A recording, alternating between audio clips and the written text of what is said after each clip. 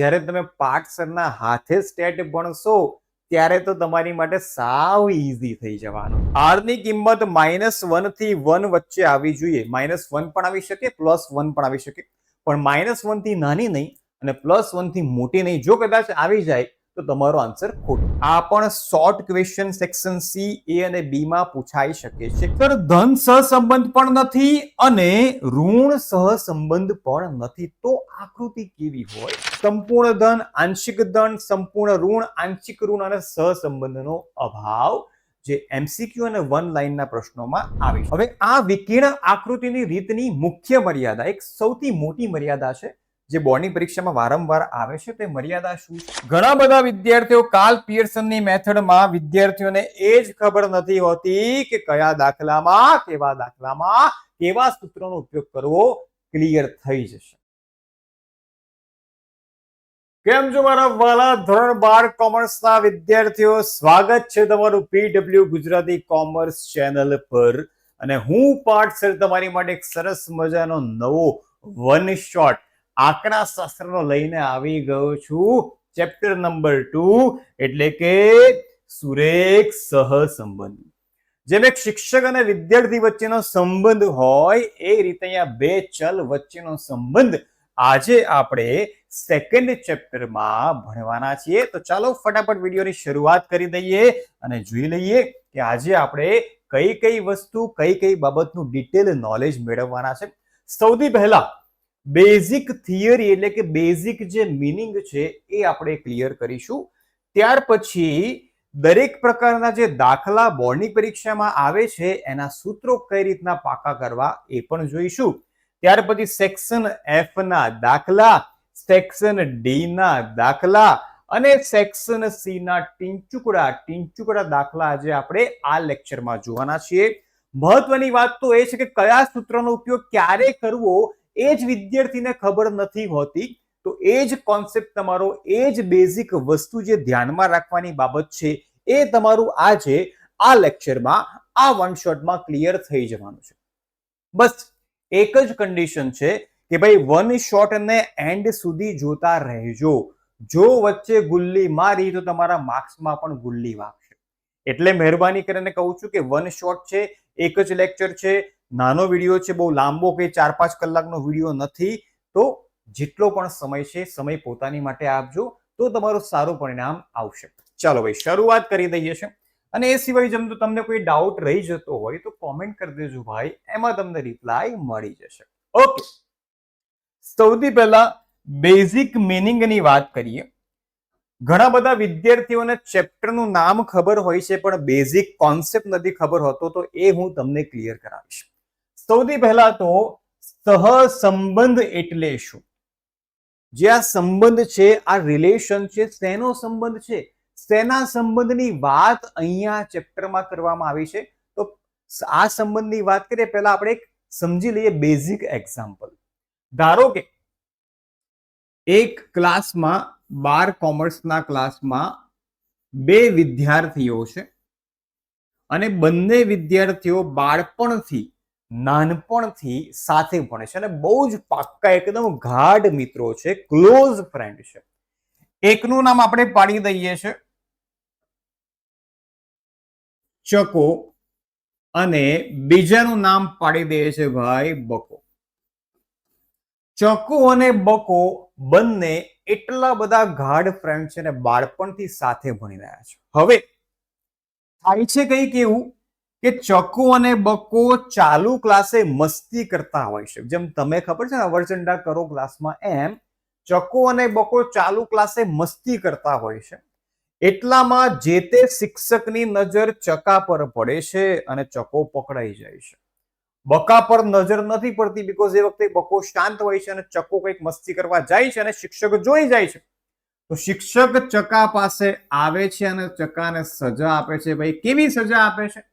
તો ક્લાસની બહાર કાઢી મૂકે છે અને ક્લાસમાં થોડું લાંબુ લેક્ચર પણ આપે છે કે ભાઈ આમ ના કરાય, તેમ ના કરાય, તું ક્લાસ ડિસ્ટર્બ કરે છે, આવું શું કામ કરું છું, આમ તેમ પૂછડું બિલાડું. બરાબર? તો ચકાને ઠપકો મળી ગયો, ચકાને ખોટું લાગી ગયું એટલે ચકાનું મોઢું પડી ગયું. ચકો થઈ ગયો સેડ અને ચકાને કાઢી મૂક્યો ક્લાસની બહાર એને સજા આપી દીધી। હવે એક સિમ્પલ ક્વેશ્ચન તમને પૂછવા જઈ રહ્યો છું કે ચકાને સજા મળી, ચકાને ક્લાસની બહાર કાઢી મૂક્યો અને ચકાને સાહેબે લડ્યો, સાહેબ ચકાને લડ્યા, શિક્ષક ચકાને લડ્યા, બરાબર? તો ચકાને તો દુઃખ થાય જ, સ્વાભાવિક વસ્તુ છે, પણ ચકા જોડે આટલું બધું થયું, એ પરિસ્થિતિ જોઈને બકાનું મોઢું પણ ભાઈ પડી ગયું। એને તો સાચી મિત્રતા કહેવાય ભાઈ।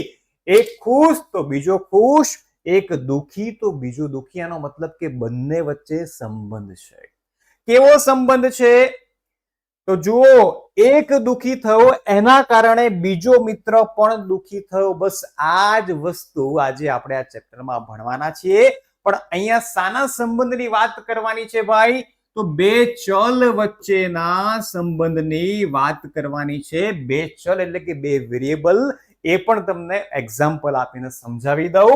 સરસ મજાનું એક્ઝામ્પલ આપીશ એટલે ઇઝીલી તમારા દિમાગમાં ફિટ થઈ જશે કે હા, સહસંબંધ તો આને કહેવાય ભાઈ, જે તમે 11મા ધોરણમાં પણ ઓલરેડી ભણી ગયા છો।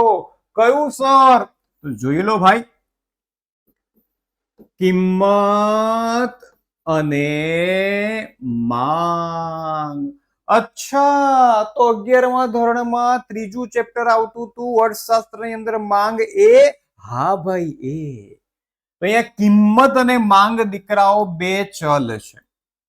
કિંમત અને માંગ શું બની ગયા? બે ચલ બની ગયા। હવે કિંમતમાં જો વધારો થશે ત્યારે માંગમાં ઘટાડો થશે। કેમ કે આ બંને ચલ વચ્ચે કેવો સંબંધ છે?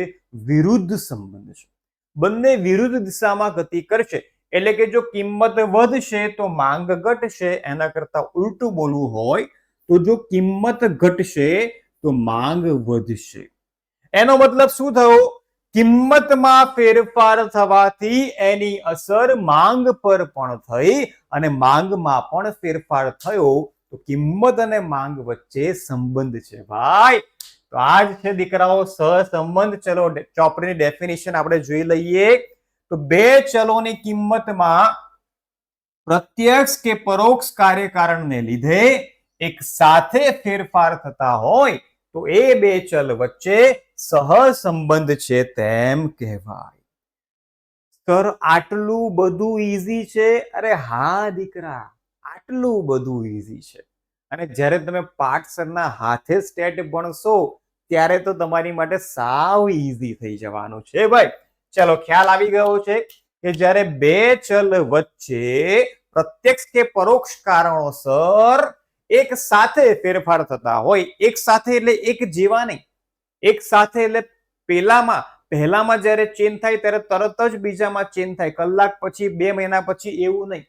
અહીંયા જુઓ, ચકા અને સાહેબ લડ્યા એટલે આને પણ દુઃખ થયું, પછી 2 પીરિયડ પછી દુઃખ થાય એનો કોઈ મતલબ નથી। એ જ રીતે જેવી કિંમત વધી તરત જ માંગ ઘટી એટલે બંને ફેરફાર એક સાથે થાય છે। એને કહેવાય વિદ્યાર્થી મિત્રો સહસંબંધ। ચલો બીજી આઈએમપી ડેફિનેશન જોઈ લઈએ। બંને વ્યાખ્યાઓ બોર્ડની પરીક્ષા માટે આઈએમપી છે। સહસંબંધાંક। હવે આ સહસંબંધાંક શું છે ભાઈ? તો દીકરાઓ, સહસંબંધાંક એક મેઝરમેન્ટ છે, એક માપ છે જે સહસંબંધને મેઝર કરીએ છીએ। એટલે કે સહસંબંધને જે માપવો હોય કે કેટલો સંબંધ છે, કેવો સંબંધ છે, એની માટેનું માપ એટલે કે એની માટેનું એક મેઝરમેન્ટ છે, માપ છે, જેને આપણે સહસંબંધાંક તરીકે ઓળખીએ છીએ। તો બે ચલ વચ્ચેના સુરેખ સંબંધની ઘનિષ્ઠતાના માપને સહસંબંધાંક કહેવામાં આવે છે।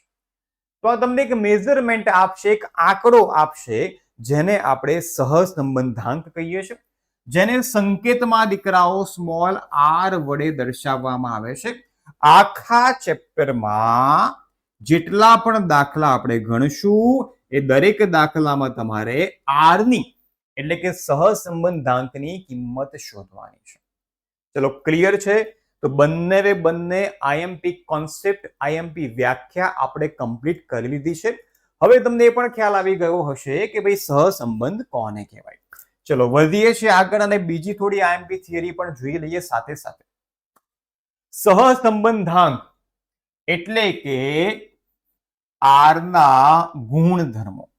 આર ના કયા કયા ગુણધર્મો છે 1 by 1 જોઈ લઈએ અને તમને હું સમજાવી પણ દઉં છું. નંબર 1, સહસંબંધાંક આર ની કિંમત -1 થી 1 સુધીના અંતરાલમાં હોય, એટલે કે આ ખાસ યાદ રાખજો, એમસીક્યુ માટે એમબી છે. -1 r <1. આર ની કિંમત કોઈ પણ દાખલો ગણો, આર ની કિંમત -1 થી 1 વચ્ચે આવી જોઈએ. -1 પણ આવી શકે, +1 પણ આવી શકે, પણ -1 થી નાની નહીં અને +1 થી મોટી નહીં. જો કદાચ આવી જાય તો તમારો આન્સર ખોટો. બરાબર, તો તમે અહીંયા તાળો પણ મેળવી શકશો. નંબર 2, સહસંબંધાંક એકમ રહિત માપ છે. કોઈ એકમ સહસંબંધાંકનો નથી, એટલે આર નો જવાબ મળે પાછળ કિલો, લીટર, મીટર, રૂપિયા કશું જ તમારે લખવાનું નથી. એક્સ અને વાય વચ્ચેનો સહસંબંધાંક એટલે કે આર નો જવાબ તથા વાય અને એક્સ વચ્ચેનો સહસંબંધાંક સરખા હોય છે. એનો મતલબ કે પહેલા એક્સ પછી વાય મૂકો કે પહેલા વાય અને એક્સ મૂકો, જવાબ સરખો જ આવશે ભાઈ. સહસંબંધાંક એ ઓરિજિન એટલે કે ઉગમ બિંદુ અને માપના પરિવર્તનથી બદલાતો નથી.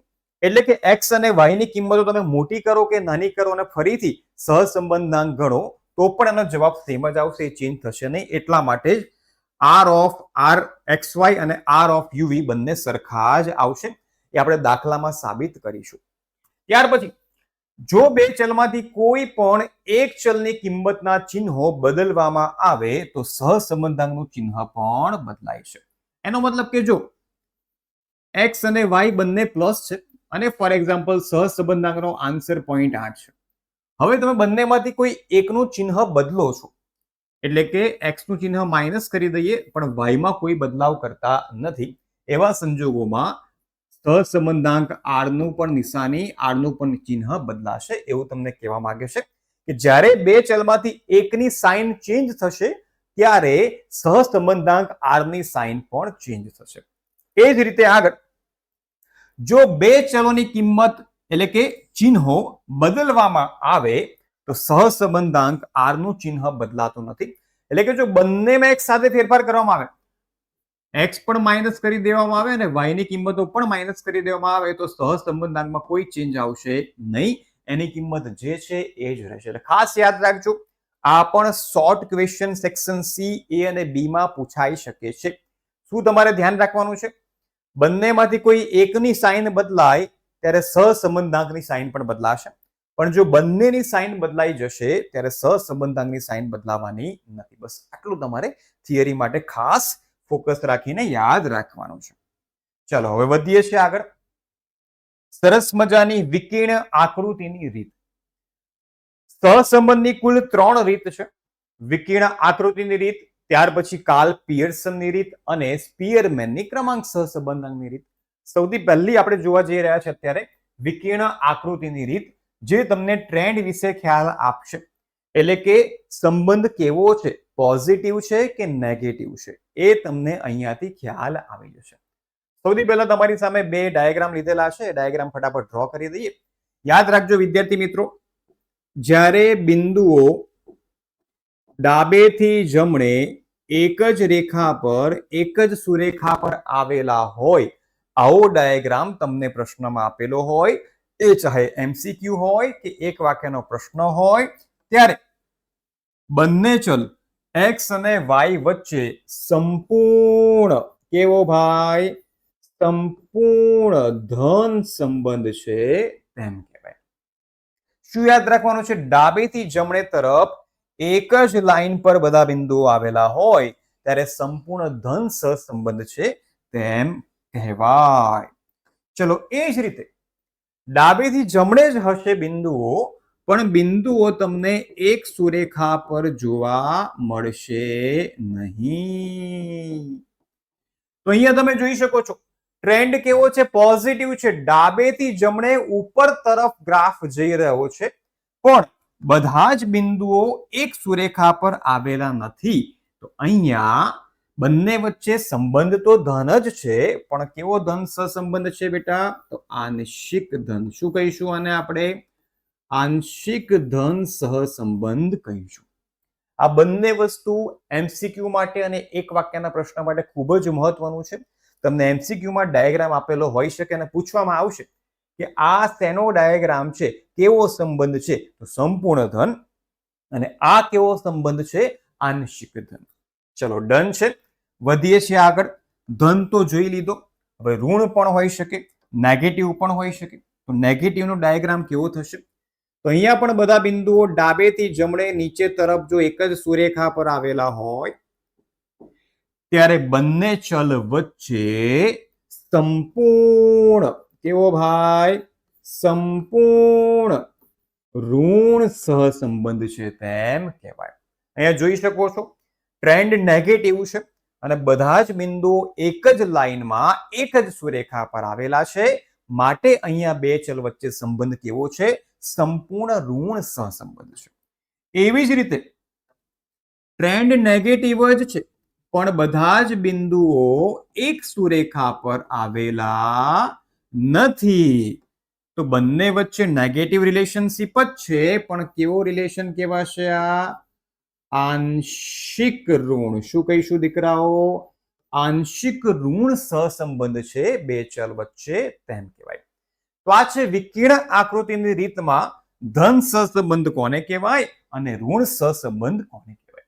હવે ત્રીજો પ્રશ્ન, સર ધન સહસંબંધ પણ નથી અને ઋણ સહસંબંધ પણ નથી, તો આકૃતિ કેવી હોય? તો દીકરાઓ જ્યારે તમને અટપટી કોઈ ટ્રેન્ડ તમે ક્લિયર કરી જ ના શકો એવી આકૃતિ તમને જોવા મળે. જુઓ બિંદુઓ તો છે, કોઈક સંબંધ તો છે પણ સહસંબંધ નથી, તો આવા સંજોગોમાં આપણે એને કહીશું સહસંબંધનો અભાવ. સહસંબંધનો અભાવ એટલે કે બંને ચલ વચ્ચે પોઝિટિવ કે નેગેટિવ કોઈ પણ પ્રકારનો સંબંધ નથી. અહીંયા આપણને કોઈ ટ્રેન્ડ ચોક્કસ જોવા નથી મળતો, એટલા માટે બંને ચલ વચ્ચે સહસંબંધનો અભાવ છે તેમ કહેવાય. એટલે સહસંબંધનો જ અભાવ છે, બીજો કોઈ પણ રિલેશન હોઈ શકે છે. બીજો ડાયાગ્રામ કેવો હોઈ શકે જ્યારે સહસંબંધનો અભાવ હોય ત્યારે? તો જો ડાયાગ્રામ આવો પણ તમને જોવા મળે છે ત્યારે અહીંયા પણ સહસંબંધનો આપણે અભાવ કહીશું, બીકોઝ કોઈ પર્ટિક્યુલર ટ્રેન્ડ તમને મળતો નથી.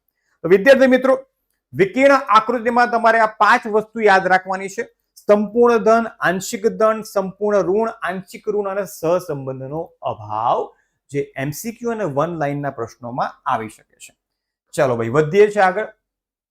હવે આ વિકર્ણ આકૃતિની રીતની મુખ્ય મર્યાદા, એક સૌથી મોટી મર્યાદા છે જે બોર્ડની પરીક્ષામાં વારંવાર આવે છે. તે મર્યાદા શું છે?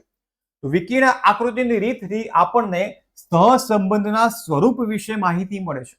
એટલે કે ધન છે કે ઋણ છે કે અભાવ છે એ તો આપણને ખ્યાલ આવી જશે, બરાબર છે. ઘનિષ્ઠતા અંગે થોડી માહિતી મળે છે, એટલે કે સંપૂર્ણ ધન છે કે આંશિક ધન છે એ પણ ખ્યાલ આવી જશે. પણ ઘનિષ્ઠતા અંગેનું ચોક્કસ માપ એટલે કે મેઝરમેન્ટ મેળવી શકાતું નથી. તમને ખાલી ખ્યાલ આવશે. જો આ આકૃતિ હમણાં જ આપણે ડ્રો કરી, અહીંયા તમને ખ્યાલ આવશે કે ભાઈ આંશિક ઋણ છે પણ મેઝરમેન્ટ કેટલું, એક આંકડો જોઈએ છે કે નંબર જોઈએ છે, એ તમને અહીંયા મળતો નથી. આ વિકર્ણ આકૃતિની મુખ્ય મર્યાદા છે. એટલા માટે વિકર્ણ આકૃતિનો ઉપયોગ કરીને તમે આર ફાઇન્ડ કરી શકતા નથી, એક મેઝરમેન્ટ ફાઇન્ડ કરી શકતા નથી. તો એની માટે સર શું કરવું? તેની માટે દીકરાઓ બીજી મેથડ છે ને, એટલે કે બીજી એટલે કઈ સર? તો કાર્લ પિયર્સનની મેથડ. બીજી એટલે કઈ ભાઈ? કાર્લ પિયર્સનની રીત, કાર્લ પિયર્સનની મેથડ, જે મેથડના સેક્શન F માં 5 માર્ક્સના દાખલા બોર્ડની પરીક્ષામાં આવશે. ઘણા બધા વિદ્યાર્થીઓ કાર્લ પિયર્સનની મેથડમાં વિદ્યાર્થીઓને એ જ ખબર નથી હોતી કે કયા દાખલામાં કેવા સૂત્રોનો ઉપયોગ કરવો. ક્લિયર થઈ જશે. આજે બધું જ ક્લિયર થઈ જવાનું છે એક જ લેક્ચરમાં, એક જ વિડીયોમાં. ચાલો જોઈ લઈએ છીએ. તો દીકરાઓ, કાર્લ પિયર્સનની જે રીત છે એના કુલ 3 સૂત્રો છે. કુલ કેટલા સૂત્રો છે ભાઈ? 3 સૂત્રો છે. એ 3 સૂત્રો કયા કયા છે? તો સૌથી પહેલું સૂત્ર, આર શોધવા માટે આર બરાબર sigma x minus x bar Y minus Y bar છેદમાં under root sigma X minus X bar નો square multiply sigma Y minus Y bar નો સ્ક્વેર. આ થયું આર શોધવાનું પહેલું સૂત્ર, પહેલી ફોર્મ્યુલા. સર બીજી ફોર્મ્યુલા કઈ છે તો એ પણ જોઈ લઈએ.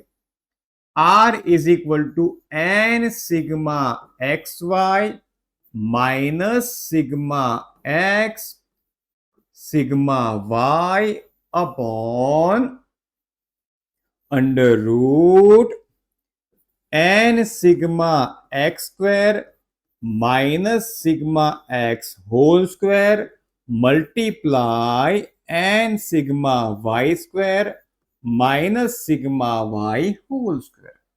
આ છે આર શોધવાની બીજી ફોર્મ્યુલા. સર હવે ત્રીજી ફોર્મ્યુલા કઈ છે તો દીકરાઓ ત્રીજી તો ખૂબ જ ઈઝી છે.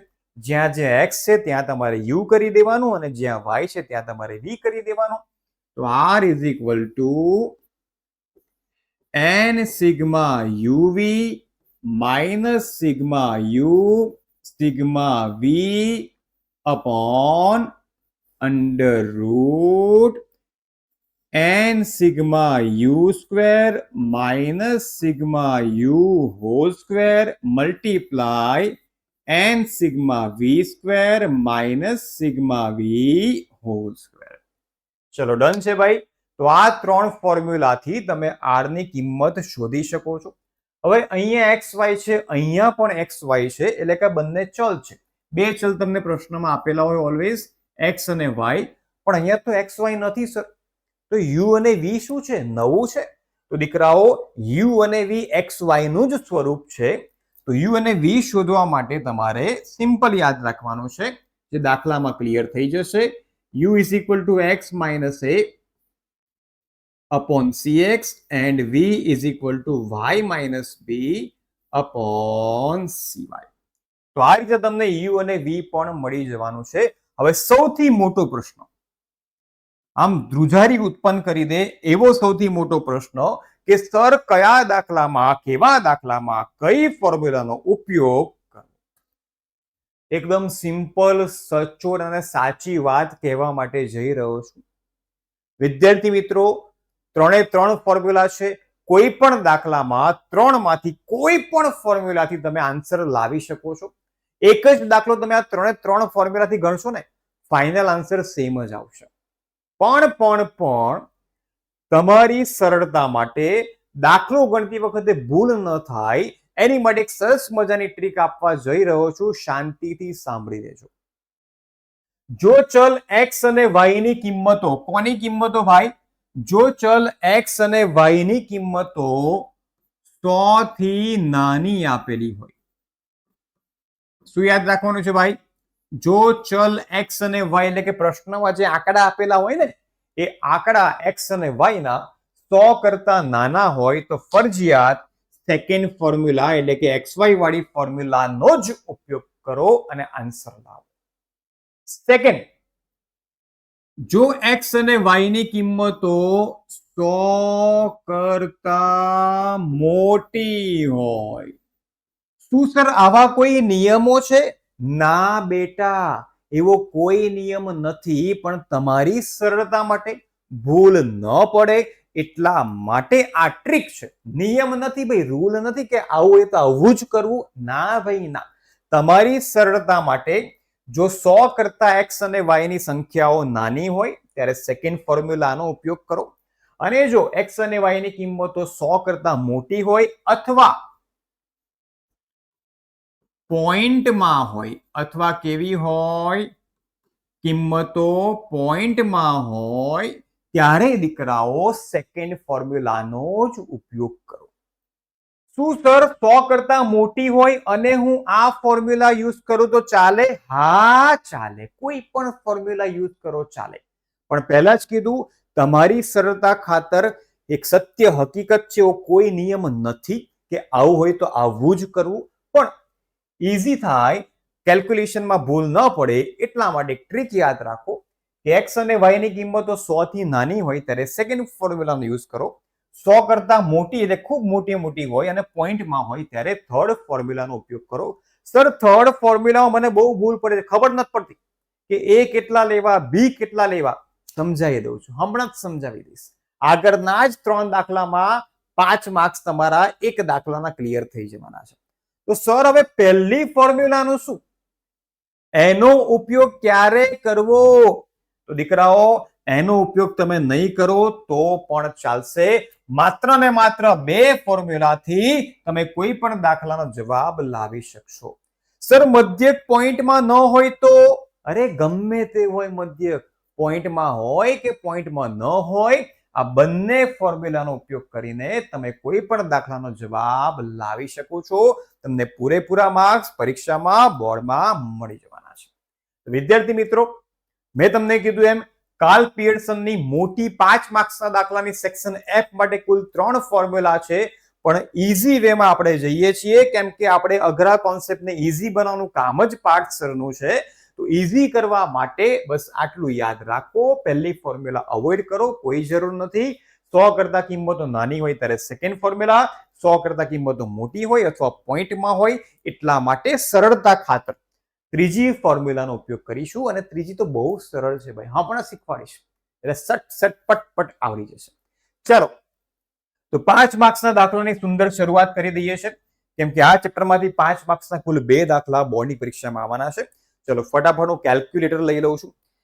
તમારી પાસે પણ સારું એવું સરસ મજાનું કેલ્ક્યુલેટર હોવું જોઈએ, બીકોઝ કેલ્ક્યુલેટર વગર કોમર્સનો વિદ્યાર્થી ભાઈ અધૂરો છે.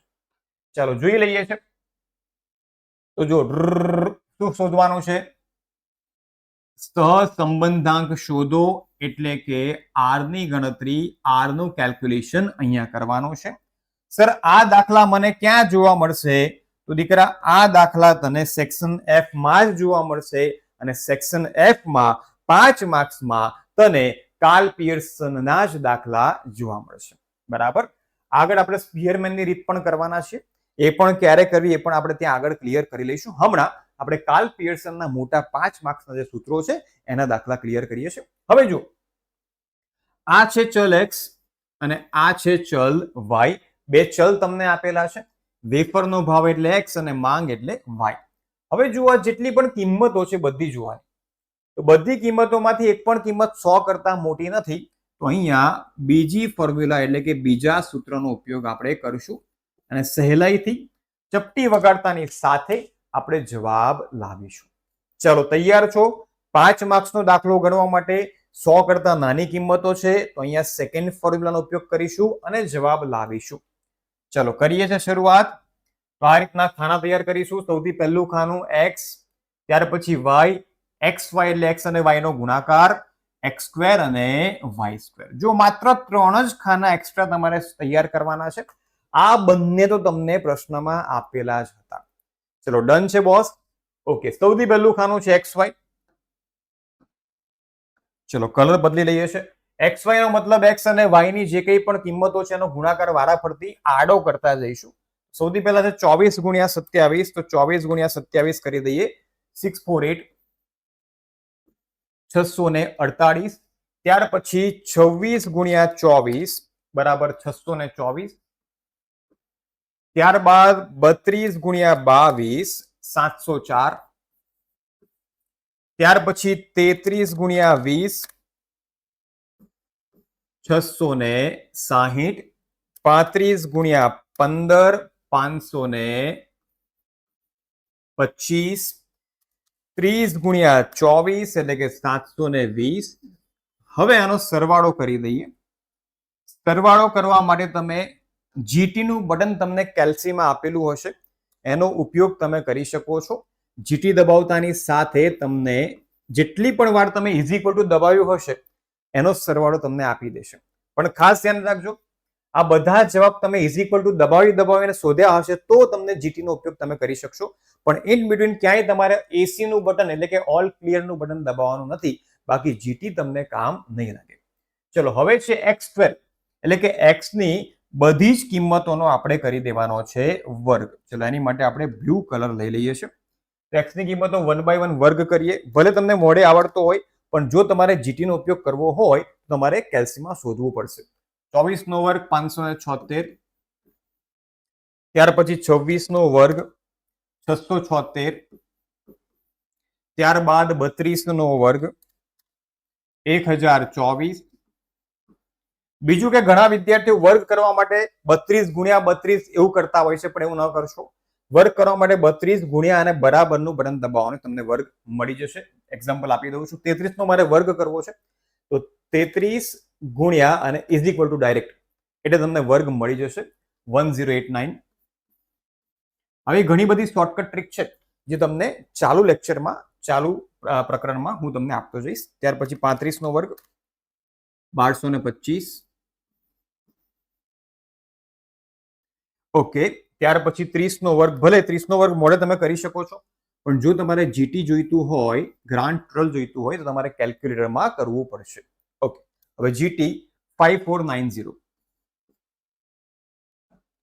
ચલો, જીટી નો ઉપયોગ કરીને સરવાળો કરી લીધો છે આપણે. તેમ છતાં એકવાર હું ક્વિક વેરીફાઈ કરી લઉં, કેમ કે 5 માર્ક્સનો દાખલો છે, રિસ્ક ન લેવાય.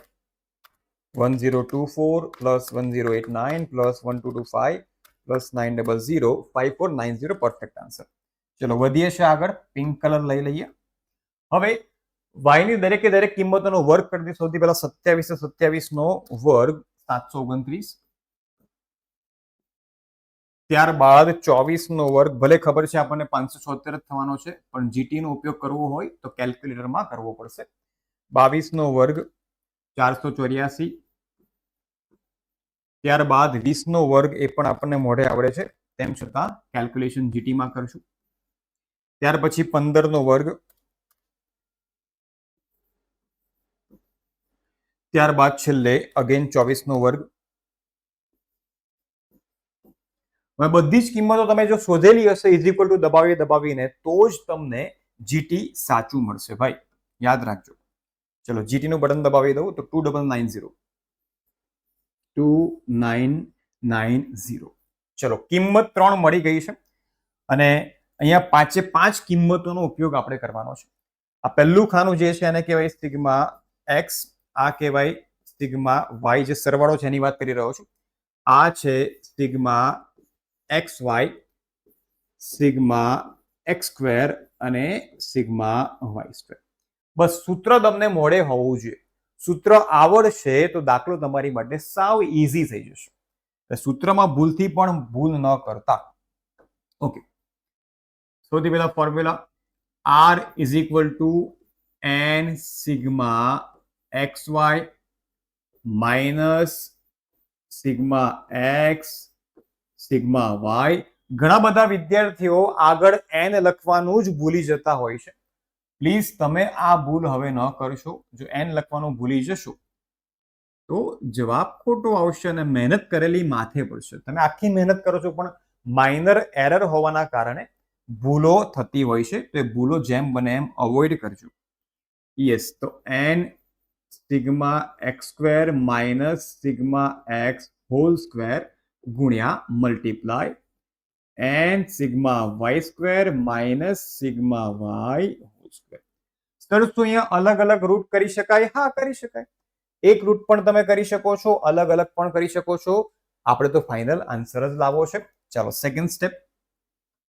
સેકન્ડ સ્ટેપમાં બધી જ કિંમતો મૂકી દઈશું, બરાબર. તો ઇઝ ઇક્વલ ટુ સૌથી પહેલા એન એટલે કે અવલોકનોની સંખ્યા જો કેટલી છે? 2 ને 2 4 ને 2 6. 6 ગુણ્યા સિગ્મા એક્સ વાય એટલે કે 3881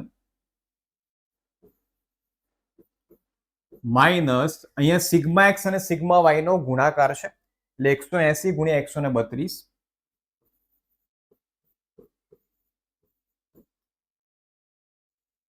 આખાના છેદમાં અંડર રૂટ વર્ગમૂળમાં એન સિગ્મા એક્સ સ્ક્વેર એટલે કે એન બરાબર 6 ગુણ્યા એક્સ સ્ક્વેર એટલે કે એક્સ સ્ક્વેર ના ખાનાનો સરવાળો 5490 માઇનસ 180 નો વર્ગ ગુણ્યા બીજો કૌંસ અહીંથી શરૂઆત થશે એન સિગ્મા વાય સ્ક્વેર એટલે કે 2990 ટુ 990 ઓછા 132 નો વર્ગ. ચલો ક્લિયર છે. હવે જે તમે ગુણાકાર કરો ભાગાકાર કરો એમાં ખાસ એક્યુરસી રાખજો, કાળજી રાખજો, એ તો અજ વચ્ચે ગમે તે સ્ટેપમાં ભૂલ થઈ શકે છે. ચલો ઇક્વલ્સ ટુ 6 ગુણ્યા 3881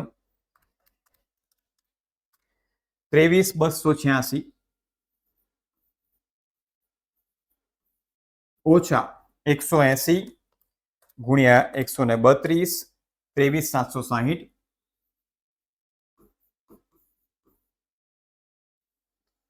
ચાલો છેદમાં વર્ગમૂળની અંદર 6 ગુણ્યા 5490 કરવાના છે. તો 6 મલ્ટીપ્લાય 5490 32940 ઓછા 180 નો વર્ગ કરી દઈએ 32400 મલ્ટીપ્લાય 6 ગુણ્યા 2990 17940 ઓછા 132 નો કરી દઈશું વર્ગ 17424 કૌંસ પૂરો. ચાલો નેક્સ્ટ સ્ટેપ તરફ આગળ વધીએ. ઇઝ ઇક્વલ ટુ અંશમાં 23286 ઓછા 23760 -474. ફાઇનલ આન્સર વિદ્યાર્થી મિત્રો માઇનસમાં આવશે આ દાખલામાં. અંડર રૂટ 32940 ઓછા 32400 540 મલ્ટીપ્લાય ટપકું એનો મતલબ થાય ગુણાકાર, બરાબર છે. 17940 ઓછા 17424 516. હવે તમારા બંને સંખ્યાનો ગુણાકાર કરી દેવાનો છે અને રૂટ એટલે કે વર્ગમૂળનું બટન તમને કેલ્ક્યુલેટરમાં આપેલું હશે તો એ દબાવી દેવાનું છે. ચાલો નેક્સ્ટ સ્ટેપ કરી દઈએ. Is equal to -474 divided by ચલો 516 ગુણ્યા 540 અને એનું વર્ગમૂળ. યાદ રાખજો વર્ગમૂળ તમે જ્યારે પણ કરો ત્યારે એક્યુરેટ આન્સર માટે પોઈન્ટ પછી 4 આંકડા ધ્યાનમાં લેજો. તો 527.8636 ચલો ફાઇનલ આન્સર આપણને મળી જશે. હવે માટે આર બરાબર -474 ડિવાઇડેડ બાય 527.8636 બરાબર -0.897 છે એટલે -0.90. વિદ્યાર્થી મિત્રો આ મળી ગયો આપણને આન્સર. જ્યારે તમે જાતે દાખલો ગણવા બેસશો ત્યારે દાખલો તમને ખૂબ જ સરળ લાગશે, ખૂબ જ ઈઝી લાગશે. જ્યારે એક્યુરસી સાથે ગણશો, શરૂઆત કરો ત્યારે હંમેશા શાંતિથી કરવાની, કેલ્ક્યુલેશનમાં બહુ ઉતાવળ નહીં કરવાની. પ્રેક્ટિસ કરશો એમ કેલ્ક્યુલેટરમાં સ્પીડ આવી જશે, પણ એક્યુરસી હોવી જોઈએ. જેમ કે 26 ની જગ્યાએ તમે 28 વાંચ્યું કાં તો 32 ની જગ્યાએ તમે 22 લઈ લીધું તો ઉતાવળમાં ભૂલ થશે અને આખી મહેનત તો તમે કરો છો પણ આખી મહેનત માથે પડશે. એટલા માટે શાંતિથી એક્યુરસી સાથે તમારે 5 માર્ક્સનો દાખલો કમ્પ્લીટ કરવાનો છે, કેમ કે 5 માર્ક્સનો સવાલ છે. એક નાનકડી ભૂલ, એક નાનકડી એરર તમારા 5 માર્ક્સ ખાઈ જશે. તો એવું ન થાય એટલા માટે ધ્યાન રાખીશું અને પ્રોપર વેમાં ટ્રિક સાથે દાખલો ગણીશું. તો વિદ્યાર્થી મિત્રો અહીંયા આપણે XY વાળી ફોર્મ્યુલાનો યુઝ કર્યો. કેમ કે ચલની સંખ્યાઓ 100 કરતા નાની હતી. હવે એ જોઈ લઈએ કે જ્યારે ચલ x અને y ની કિંમતો મોટી આપેલી હોય એટલે કે 100 કરતા મોટી આપેલી હોય ત્યારે કઈ ફોર્મ્યુલાનો યુઝ કરવો? ત્યારે ત્રીજી ફોર્મ્યુલા એટલે કે યુવી વાળી ફોર્મ્યુલાનો યુઝ કરવાનો છે, જ્યાં u બરાબર શું થાય? x minus a upon cx થાય. સર આ નથી ખબર પડતી બેટા, 5 જ મિનિટમાં આગળ ખબર પડી જશે. y minus b upon cy. માત્ર 5 મિનિટમાં આખી યુવી વાળી મેથડ આગળ તમારી ક્લિયર થઈ જવાની છે. એટલે જે જૂની પુરાણી જે બિલીફ સાથે તમે જો દાખલા ગણતા હોય તો હવે એ વસ્તુ ના કરશો. આ નવી સરસ મજાની ટ્રીક ફોલો કરજો, જેથી તમે ઇઝી કેલ્ક્યુલેશન કરી શકશો. સર શું અહીંયા જ હું XY વાળી ફોર્મ્યુલાનો યુઝ કરું ચાલે? હા બેટા ચાલે. કોઈ પણ ફોર્મ્યુલાથી તમે આન્સર લાવી શકો છો, પણ પહેલા જ કીધું સહેલાઈ માટે, સરળતા માટે 100 કરતા મોટી કિંમતો હોય ત્યારે બને તેમ યુવી વાળી ફોર્મ્યુલાનો યુઝ કરો. બરાબર છે? ઓકે. એમાં કરવાનું શું? એમાં તમારે x અને y ને uv કરી દેવાના. તો x ને u કરી દઈશું, y ને v કરી દઈશું. જુઓ, x તમારો થઈ જશે u અને y તમારો થઈ જશે v. એટલે આ uv બની ગયું. ત્યાર પછી uv એટલે કે બંનેનો ગુણાકાર u² અને v². સેમ આગળ કર્યું એવું જ છે. એમાં xy હતા પણ એ xy ને uv માં કન્વર્ટ કરી દેવાના છે. એટલા માટે પહેલું ખાનું u, બીજું ખાનું v, uv નો ગુણાકાર u² અને v². બોલો કેટલું સરળ છે. હવે સર અમને તો એ જ નથી આવડતું કે u અને v કઈ રીતે લેવા. તો જો એકદમ સરળતાથી તમને શીખવાડી દઉં છું. વિધાઉટ મધ્યક શોધ્યા વગર જ તમારે u મેળવવાનો છે. ઘણા બધા વિદ્યાર્થીઓ શું કરતા હોય છે, મધ્યકની આજુબાજુની કિંમત લેતા હોય છે. એવું બિલકુલ નથી કરવાનું. બરાબર છે? જો શું કરવાનું છે, u બરાબર ફોર્મ્યુલા છે x - a upon cx. x એટલે કે આ બધી કિંમતો. એનો મતલબ શું? એવો એક આંકડો લેવાનો છે કે જે આપણે x માંથી બાદ કરતા જઈશું. એ આંકડો સર મધ્યકની નજીકનો હોવો જોઈએ? ના ભાઈ ના, એવું કોણે કીધું? એ આંકડો તમારે x ના ખાનામાંથી કોઈ પણ આંકડો જે તમને મનગમતો હોય એ તમે અહીંયા સિલેક્ટ કરી શકો છો. એની નંબર વિધાઉટ મીન, મધ્યક શોધ્યા વગર u આપણે નક્કી કરીશું. તો u બરાબર x માઇનસ, ચલો અહીંયાથી આપણે એક આંકડો સિલેક્ટ કરી લઈએ. કયો લઈએ? તો અહીંયા આપણે 52 લઈ લઈએ. ચાલો, તો x - 52. ચલો અહીંયા કલર ચેન્જ કરી દઈએ જેથી તમને ખ્યાલ આવે. x - 52 52. ચલો એ બની ગયો. અહીંયા નીચે શું રહ્યું? cx રહ્યું. cx એટલે કે ભાગાકાર કરવા માટેનો આંકડો. આપણે શેની માટે લીધો? બાદ બાકી કરવા માટે. છેદમાં શું લેવાનું? કે જે આંકડાથી આપણે ભાગાકાર કરવાના હોઈએ. એ નથી ખબર પડતી? સિમ્પલ ટ્રીક આપી દઉં છું. જો પાછળનો છેલ્લો આંકડો જોવાનો, એકમનો અંક બેકી હોય તો તમે 2 થી ભાગાકાર કરી શકો છો. એકમનો અંક 10 હોય તો તમે 5 અથવા તો 2 થી પણ ભાગાકાર કરી શકો છો. અહીંયા આપણે એકમનો અંક ચેક કરશું.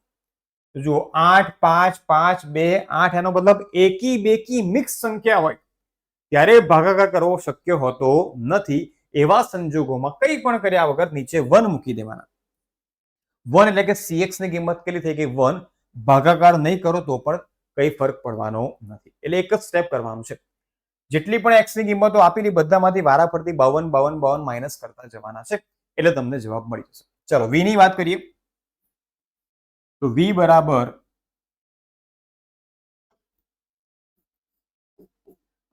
y - b upon cy. Sir b ક્યાંથી લાવીશું? તો બેટા અહીંયાથી જ લાવીશું. તો જોઈ લો, અહીંયા 130 પણ 2 વાર છે ને 150 પણ 2 વાર છે. તો 2 વાર હોય ને તો એનો લાભ ઉઠાવવાનો. કઈ રીતે? આગળ દાખલામાં તમને ખ્યાલ આવી જશે. તો અહીંયા 150 લઈ રહીએ છીએ. બરાબર? તો y - 150 છેદમાં, હવે ફરી ચેક કરો, એકી બેકી મિક્સ છે ભાઈ. જો અહીંયા 0 0 0 0 8 અહીં સુધી બરાબર, પણ આ પાંચડો આવી ગયો ને એને ખેલ બગાડ નાખ્યો. એટલે અહીંયા આપણે ના 5 વડે ભાગી શકશું, ના 2 વડે ભાગી શકશું. તો અહીંયા મૂકી દઈશું 1. ચલો ક્લિયર છે? તો આ રીતે તમે ઇઝીલી વિધાઉટ મધ્યક શોધ્યા વગર જ u અને v નક્કી કરી શકશો. હવે તો બહુ સિમ્પલ થઈ ગયું ભાઈ. 58 માંથી 52 બાદ કરીએ તો 8 માંથી 2 ગયા તો 6 રહેશે ભાઈ. ચલો 1 by 1 લખતા જઈએ. અહીંયા 6. ત્યાર પછી 55 ઓછા 52 એટલે કે 3. ત્યાર પછી 65 ઓછા 52 13. 52 ઓછા 52 એટલે 0. 48 ઓછા 52 માઇનસ 4. 68 ઓછા 52 એટલે કે 68 minus 52 16. 62 ઓછા 52 એટલે કે 10. અને છેલ્લે 56 ઓછા 52 એટલે 4. ચલો તમે જોઈ શકો છો યુ શું છે અને વી શું છે. તો યુ અને વી એક્સ અને વાય નું જ ફોર્મ છે, પણ કેવું ફોર્મ છે? Smaller form.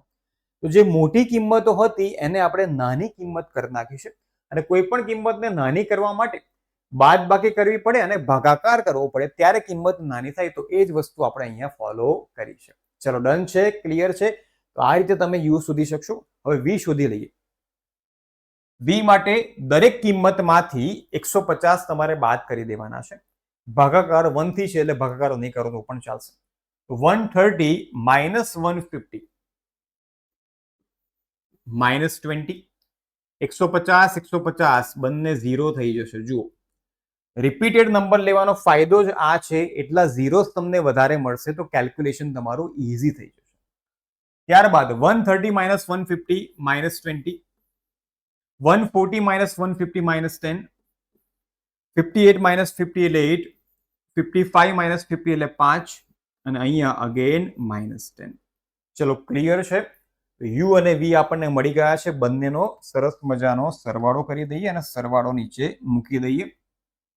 તો 6 + 3 9, 9 + 13 + 16 + 14 ઓછા એક જ આંકડો માઇનસમાં છે, જવાબ આવશે 48.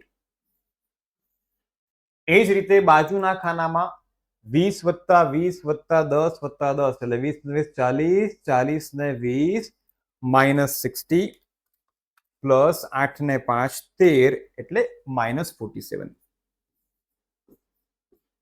ચલો ડન છે બોસ.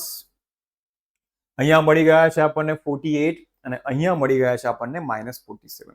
હવે યુવી એટલે શું? યુવી એટલે યુ અને વી નો ગુણાકાર. ચલો અહીંયા સાઈનમાં ધ્યાન રાખજો ભાઈ, માઇનસ ગુણ્યા પ્લસ કરો તો માઇનસ જ થાય. એટલે અહીંયા સાઈનમાં ભૂલ ન પડે. તો 20 × 6, 6 દુ 12 એટલે ઓછા 120. 3 × 0 જો 0 0 0. તો આ રીતે અહીંયાથી જ કિંમત લેવાનો આ ફાયદો છે. 4 × 10 એટલે પ્લસ થઈ જશે 40. ત્યાર પછી 16 × 8 128. 10 × 5 = 50. અહીંયા જુઓ +4 -10 to -40. આ ખાસ ધ્યાન રાખવાનું, સાઈનમાં ભૂલ ન થવી જોઈએ. તો 40 40 એમ પણ કટ થઈ જશે. તો 128 + 50 -120 58. તો આ મળી ગયો છે આપણને યુવી નો સરવાળો. હવે યુ સ્ક્વેર એટલે યુ ની બધી જ કિંમતોનો વર્ગ કરી દઈએ. તો અહીંયા 6 નો વર્ગ 36, 3 નો વર્ગ 9, 13 નો વર્ગ 169, 0 નો વર્ગ 0, 4 નો વર્ગ 16, 16 નો વર્ગ 256, 10 નો વર્ગ 100 થઈ જાય અને 4 નો વર્ગ 16. સરવાળો કરી દઈએ. 36 + 9 + 169 + 16 + 256 + 116 602. છેલ્લો ખાનું જેમાં આપણે વી સ્ક્વેર એટલે કે વી ની બધી કિંમતોનો વર્ગ કરી દઈએ. તો ઓછા 20 નો વર્ગ થઈ જાય 400. કોઈ પણ માઇનસ સંખ્યા હોય એનો વર્ગ કરો ત્યારે પ્લસ થઈ જાય. ત્યાર પછી જુઓ અહીંયા તમને 2 વખત 0 મળી ગયા છે, તો 2 × 0 મૂકી દઈએ. ફરીથી 20 નો વર્ગ 400, 10 નો વર્ગ 100 થઈ જશે, 8 નો વર્ગ 64, 5 નો વર્ગ 25 અને છેલ્લે 10 નો વર્ગ અગેન 100. 400 + 400 800, 800 + 1000 1000 + 64 + 25 1089. વિદ્યાર્થી મિત્રો બધી જ કિંમતો મળી ગઈ છે. હવે માત્ર ફોર્મ્યુલામાં કિંમતો મૂકીને તમે જાતે પણ ક્વેશ્ચન કરી શકશો. R = n sigma UV minus sigma U sigma V છેદમાં √ n sigma U square minus sigma U whole square multiply n sigma V square minus sigma V whole square. તો અહીંયા તમારે માત્ર કિંમતો મૂકી દેવાની છે. કિંમતો મૂકીને તમે દાખલો આગળ ગણી શકો છો. હું તમને કિંમતો મૂકી આપું છું.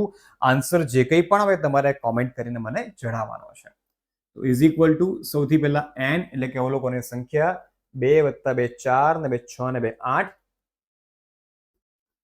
8 ગુણ્યા સિગ્મા યુવી એટલે કે યુવી નો સરવાળો 58 ઓછા સિગ્મા યુ ગુણ્યા સિગ્મા વી 48 ગુણ્યા ઓછા 47. અહીંયા યાદ રાખજો જ્યારે તમે આ કૌંસ છોડશો ત્યારે માઇનસ માઇનસ પ્લસ થઈ જશે. એટલે આ બંને વચ્ચે પ્લસની સાઇન થશે. આ ધ્યાન રાખજો. છેદમાં અંડર રૂટ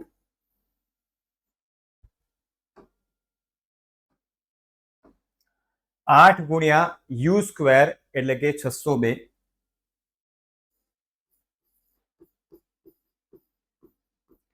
ઓછા 48 નો વર્ગ મલ્ટીપ્લાય બીજા કૌંસમાં 8 ગુણ્યા વી સ્ક્વેર એટલે કે 1089 ઓછા -47 નો સ્ક્વેર. અહીંયા અંશમાં આગળ શું થશે એ ખાલી જોઈ લો જેથી ભૂલ ન થાય. 8 ગુણ્યા 58 એટલે કે 464 ઓછા ઓછા વત્તા થશે 48 ગુણ્યા 47 બરાબર 2256. આગળનો ક્વેશ્ચન તમે જાતે પણ કરી શકશો. તમારે મને ખાલી ફાઇનલ આન્સર એટલે કે આર ની કિંમત સહસંબંધાંકની કિંમત કેટલી આવી આનો જવાબ શું આવ્યો તમારે મને કોમેન્ટ કરીને જણાવવાનો છે. તો 90% ક્વેશ્ચન મેં કમ્પ્લીટ કરી દીધો છે. ખાલી તમારે 10% કેલ્ક્યુલેશન કેલ્સીમાં કરવાનું છે અને મને જવાબ આપવાનો છે. તો વિદ્યાર્થી મિત્રો આ થઈ યુવી વાળી મેથડ. હજુ પણ બે ડિફિકલ્ટ ક્વેશ્ચન્સ કે જે યુવી વાળી મેથડના છે એ આપણે જોઈ લઈએ અને એમાં પણ તમારી કઈ કોમન મિસ્ટેક્સ થતી હોય છે એ પણ જોઈ લઈશું. તો અહીંયા તમે જોઈ શકો છો આંકડા એટલા બધા મોટા છે કે જોઈને જ ખ્યાલ આવી જાય કે આ દાખલામાં તો યુવી વાળી મેથડ જ કરવી પડશે. તો ચાલો કરી દઈએ શરૂઆત. પહેલું ખાનું x નું, y નું, u, v, uv, u square અને v સ્ક્વેર. ચલો વિધાઉટ મીન વિધાઉટ મધ્યક u શોધીશું. તો u બરાબર x માઇનસ છેદમાં cx. ઓકે, હવે અહીંયાથી જ x માંથી એક આંકડો એક અંક આપણે લેવાનો છે કે જેને આપણે a તરીકે લઈશું અને x ની બધી જ કિંમતોમાંથી એને બાદ કરતા જઈશું. ચાલો તો જોઈ લઈએ છે. આમાંથી ચાલો 32,000 લઈ લઈએ. કેટલા લઈ લઈએ ભાઈ? 32,000. તો a બરાબર કેટલા લીધા? 32,000. તો x ની બધી જ કિંમતોમાંથી વારાફરતી 32,000 બાદ કરીશું. તમે કોઈ પણ આંકડો લેશો જવાબ સેમ જ આવશે. હવે ભાગાકારમાં શું લેવું તમે જોઈ શકો છો. દરેકે દરેક સંખ્યાની પાછળ મિનિમમ 3 ઝીરોસ તમને જોવા મળશે. એટલે કે આ 3 ઝીરોને કાપવા હોય તો છેદમાં પણ 3 ઝીરો જોઈએ, પણ શેની પાછળ 3 ઝીરો જોઈએ? એકની પાછળ. તો અહીંયા તમે 1000 વડે ભાગાકાર કરી શકો છો. જેવું તમે 1000 વડે ભાગશો આ 3 ઝીરો કપાઈ જશે. સિમ્પલ. જો પાછળ 2 ઝીરો હોય તો તમે 100 થી ભાગાકાર કરો. પાછળ એક ઝીરો હોય બધામાં તો 10 થી, 3 હોય તો 1000 થી, 4 હોય તો 10,000 થી. ચલો યુ બની ગયો. હવે વી. વી બરાબર વાય માઇનસ અહીંયાથી જ આપણે એક અંક એક આંકડો લઈ લઈએ. તો જુઓ કોઈ રિપીટ તો થતો નથી. તો તમે અહીંયા 100 પણ લઈ શકો છો, 180 પણ લઈ શકો છો. ચલો આપણે 180 લઈ લઈએ. -180 છેદમાં હવે જુઓ છેલ્લો આંકડો તમારે ચેક કરવાનો છે. બધાની પાછળ 0 0 0 છે. એનો મતલબ તમે 10 વડે અહીંયા ભાગાકાર કરી શકો છો. તો જુઓ કેટલું સિમ્પલ છે. જે મેથડ તમને અઘરી લાગતી હતી એને આપણે એકદમ સરળ બનાવી દીધી છે. હવે બહુ સિમ્પલ છે. તમારે આ 3 ઝીરો કાપીને જ બાદબાકી કરવાની છે. હવે તમારે 32,000 ને શું ગણવાનું છે? 32. તો મોઢે પણ તમે કેલ્ક્યુલેશન કરી શકશો. તો 32 ઓછા 32 0. 29 ઓછા 32 -3. 40 ઓછા 32 એટલે 8. 36 ઓછા 32 એટલે 4. 30 ઓછા 32 તો -2. 39 ઓછા 32 તો +7. પતી ગયું. જો કેટલા મોટા આંકડા હતા યુની ફોર્મ્યુલાની મદદથી આપણે એ આંકડાને બહુ જ નાના કરી દીધા છે. એટલે તો કહેવાય છે કે ઉગમ બિંદુ અને માપના પરિવર્તનથી સહસંબંધાંક r ની કિંમત બદલાતી નથી. જે આપણે આગળ ગુણધર્મમાં જોયું એ જ આપણે અહીંયા સાબિત કરીએ છીએ. બરાબર? ઓકે, ચાલો હવે v શોધી લઈએ. 120 ઓછા 180 ની જગ્યાએ જો ભાગ્યા 10 તો કરવાના જ છે, તો બધાની પાછળ એક એક મિનિટ ઉડી જવાનું છે. તો તમારે ડાયરેક્ટ 12 ઓછા 18 ધ્યાનમાં લેવાનું છે. 12 ઓછા 18 એટલે ઓછા 6, 100 ઓછા 18 એટલે ઓછા 8, 100 મતલબ કે 10 ઓછા 18 તમારે અહીંયા ધ્યાનમાં લેવાનું છે. તો 10 માઇનસ 18, તો માઇનસ 8 થઈ જશે અહીંયા. 25 ઓછા 18, તો 18 ને 2 20 એટલે કે 7. અહીંયા 0, 11 ઓછા 18 તો માઇનસ 7, 22 ઓછા 18 એટલે 4. ચલો અહીંયા v ની કિંમતો પણ તમને મળી ગઈ છે. પ્લસ માઇનસમાં કેલ્ક્યુલેશનમાં ખાસ ધ્યાન રાખજો. હું તમને uv u2 v2 શોધી આપું છું. આગળનું કેલ્ક્યુલેશન જેથી કરીને તમે જાતે પણ કરી શકો. જાત મહેનત જિંદાબાદ. જ્યાં સુધી દાખલો જાતે નહીં ગણો ત્યાં સુધી સેલ્ફ કોન્ફિડન્સ નહીં આવે. હું તમને 1000 દાખલા કરાવીશ, પણ જાતે પ્રેક્ટિસ કરશો તો જ ખ્યાલ આવશે. સેમ આના જેવું થયું. વિરાટ કોહલીને આપણે કન્ટિન્યુ 10 કલાક ક્રિકેટ રમતા યુટ્યુબ પર જોયો. જો જ કર્યું કે આમ બોલ આવે તો આમ મારું, આમ બોલ આવે તો આમ મારું, 6 કઈ રીતે મારવી, 4 કઈ રીતે મારવી, બહુ જ વિડીયો જોઈ નાખ્યા. કન્ટિન્યુ 10 કલાક સુધી વિડીયો આપણે જોઈ લીધા અને નક્કી કર્યું કે આવતીકાલે સવારે હું સીધો ક્રિકેટના મેદાનમાં જઈશ અને છક્કા અને ચોક્કા મારીશ. શું એ શક્ય છે? શક્ય નથી. જ્યાં સુધી જાતે પ્રેક્ટિસ નહીં કરી હોય ત્યાં સુધી તમે છક્કા ચોક્કા મારી શકશો નહીં. તો દાખલામાં પણ કંઈક એવું જ છે. જ્યાં સુધી જાતે પ્રેક્ટિસ નહીં કરો ત્યાં સુધી બધું જ નકામું છે. ચાલો મલ્ટીપ્લિકેશન કરી દઈએ. 0, 8 તરી 24, 8 સત્તા 56, 0, 7 દુ 14 અને 7 ચોક 28. ચલો યુ ની બધી જ કિંમતોનો વર્ગ કરી દઈએ. ઓકે, 0 નો વર્ગ 0, 3 નો વર્ગ 9, 8 નો વર્ગ 64, 4 નો વર્ગ 16, 2 નો વર્ગ 4 અને 49. v ની કિંમતોનો વર્ગ કરી દઈએ તો 36, 64, 49, 0, 49 અને 16. બસ હવે ખાલી તમારે સરવાળો કરવાનો છે, સૂત્ર મૂકવાનો છે, સૂત્રમાં કિંમતો મૂકવાની છે અને તેનો જવાબ શોધવાનો છે. ભાઈ આર નો જવાબ શોધવાનો છે અને આર નો જવાબ શોધીને મને કોમેન્ટ કરીને જણાવવાનું છે કે સર અમે દાખલો ગણ્યો આ રીતથી ગણ્યો તો આર નો જવાબ આટલો આવ્યો. ચલો ક્લિયર છે વિદ્યાર્થી મિત્રો? 5 માર્ક્સના ક્વેશ્ચનમાં મેં તમને કીધું કે તમે માત્ર 2 ફોર્મ્યુલાનો યુઝ કરશો ને તો ભલભલા ક્વેશ્ચનનો આન્સર તમે લાવી શકશો. ચલો છેલ્લો ક્વેશ્ચન, છેલ્લો એટલે સેક્શન એફ નો. બાકી હજુ તો આગળ જવાનો, ખાસ શું આગળ પિક્ચર અભી બાકી હે મેરે દોસ્ત. ઓકે, હવે અહીંયા તમે જોઈ શકો છો કદાચ જો બોર્ડમાં પેપરને અઘરું કરવું હોય ને તો પોઈન્ટ વાળા આંકડા પણ તમને આપી શકે છે. તો અહીંયા પણ આપણે વિધાઉટ મીન, મધ્યક વગર સીધું યુ અને વી મેળવીશું. હવે તમને ખ્યાલ આવી ગયો હશે કે મધ્યક ને આની સાથે કોઈ લેવા દેવા નથી. ભાઈ તમે કોઈ પણ આંકડો ધારી શકો છો. અને અહીંયા v બરાબર y માઇનસ b લઈ લેવાનું છે. ચલો સરળ કરી દઈએ, ધ્યાન આપજો થોડું. અહીંયા પણ તમે કોઈ પણ આંકડો અહીંયાથી લઈ શકશો. ચલો આપણે 0.9 લઈ લઈએ, x માઇનસ 0.9. હવે ધ્યાન એ રાખવાનું છે કે જ્યારે x અને y માંથી કોઈ પણ એક કાં તો બંને પોઈન્ટમાં હોય ત્યારે યુવી વાળી મેથડનો જ ઉપયોગ કરો. બરાબર, આ મગજમાં ફિટ કરી લો. આ પોઈન્ટને આપણે કાઢવા છે અને પોઈન્ટને કાઢવા માટે પોઈન્ટ વડે જ ગુણાકાર કરો, પોઈન્ટ વડે જ ભાગાકાર તમારે કરવો પડશે. તો શેના વડે સર ભાગાકાર કરશું? તો જ્યારે પણ પોઈન્ટમાં આંકડા આપેલા હોય ત્યારે આંખો બંધ કરીને ભાગાકાર તમારે શેનાથી કરવાનો છે? 0.1. તેનાથી આપણે ભાગાકાર કરશું ભાઈ. ચલો પોઈન્ટ બરાબર દેખાતો નથી. 0.1 થી જ તમારે ભાગાકાર કરવાનો છે, જેથી જેટલા પણ આંકડા પોઈન્ટમાં છે બધા જ નોર્મલ નંબર્સ થઈ જશે. એ રીતે હવે v ની વાત કરીએ તો v માં અહીંયાથી એક આંકડો લઈ લઈએ. તો બોલો કયો આંકડો લેવો છે? જો 75 2 ટાઈમ્સ તો 75 લઈશું, જેથી 2 વખત 0 આપણને મળી જાય. 75 ભાગ્યા, હવે જો બધાની પાછળ 5 0 5 છે, એનો મતલબ કે જેટલા પણ આ આંકડા છે એ 5 ના મલ્ટીપલ છે. બધા જો 5 ના ઘડિયામાં બધા જ નંબર્સ આવે છે, અને 5 વડે આપણે ભાગી લઈશું. બરાબર છે. તો ચલો આ રીતે CX અને CY તમે મેળવી શકશો. હવે તો કેલ્ક્યુલેશન બહુ ઇઝી થઈ જવાનું છે. ચલો 1 by 1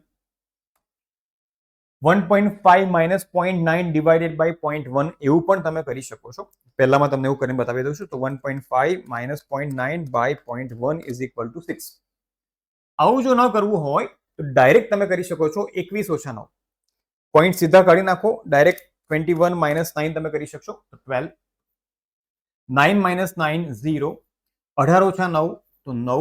11 ઓછા 9 તો 2. 12 ઓછા 9 તો 3. આ રીતના સ્માર્ટ કેલ્ક્યુલેશન.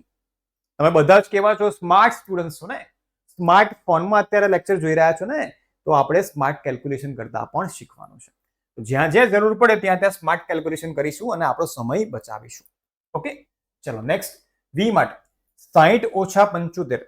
આ પણ તમે મોડે કરી શકો છો જો તમને કેલ્ક્યુલેશન પાવરફુલ હોય તો, અધરવાઇઝ કેલ્સીનો જ ઉપયોગ કરો એવી મારી તમને સલાહ છે.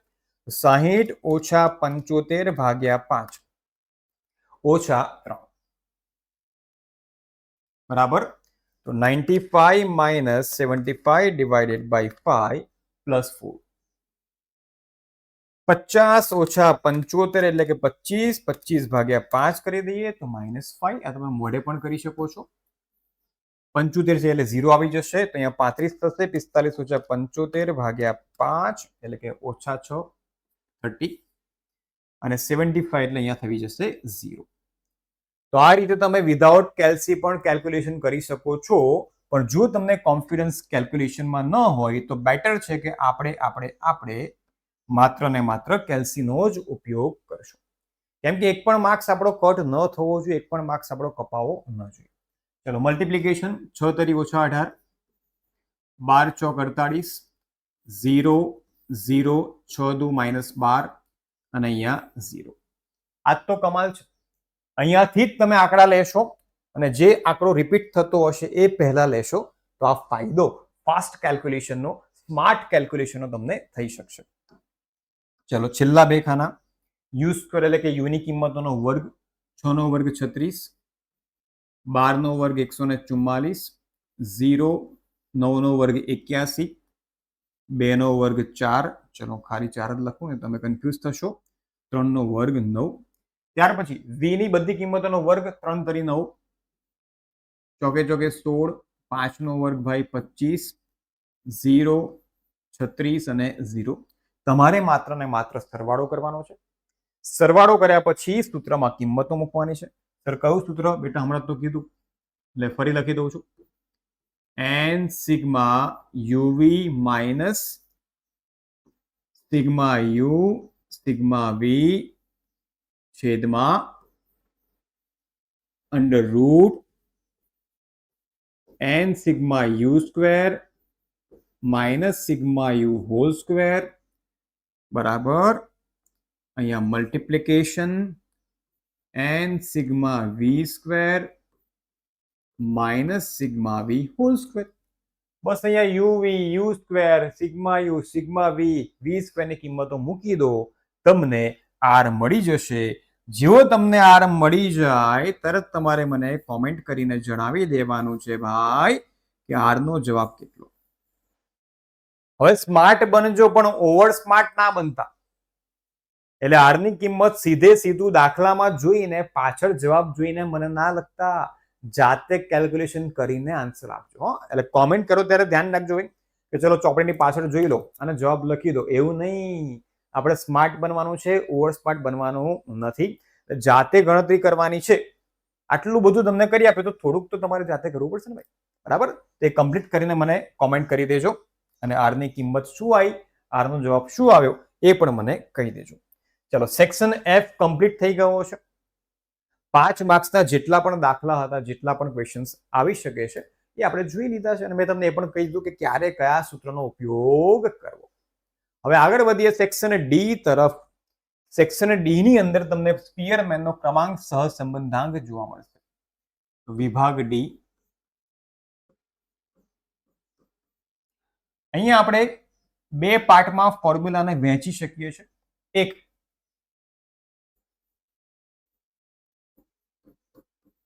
અવલોકન રિપીટ ન થાય ત્યારે,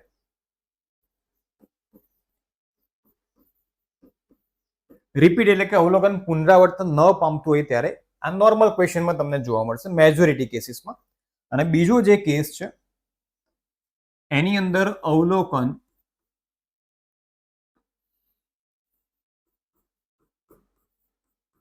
રિપીટ થતું હોય ત્યારે,